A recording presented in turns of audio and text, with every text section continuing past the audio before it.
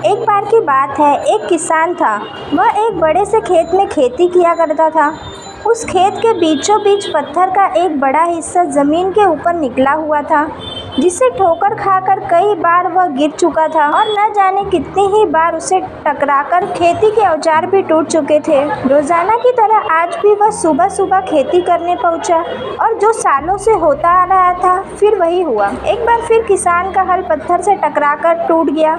किसान बिल्कुल क्रोधित हो उठा और उसने मन ही मन सोचा कि आज जो भी हो जाए वह इस चट्टान को जमीन से निकालकर इस खेत से बाहर फेंक देगा। वह तुरंत भागा और गांव के 4-5 लोगों को बुला लाया और सभी को लेकर वह उस पत्थर के पास पहुंचा। किसान बोला, मित्रों, ये देखो, जमीन के नीचे चट्टान के इस हिस्से ने मेरा बहुत नुकसान किया है और आज हम सभी को मिलकर इसे जड़ से निकाल देना है और खेत से बाहर फेंक देना है। और ऐसा कहते ही वह फावड़े से पत्थर के किनारे वार करने लगा।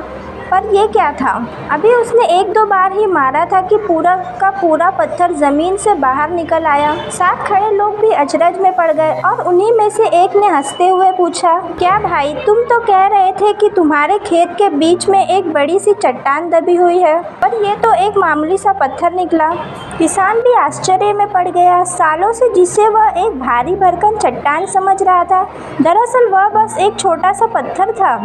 उसे पछतावा हुआ कि काश उसने पहले ही इसे निकालने का प्रयास किया होता तो ना उसे इतना नुकसान उठाना पड़ता और ना ही दोस्तों के सामने उसका मजाक बनता।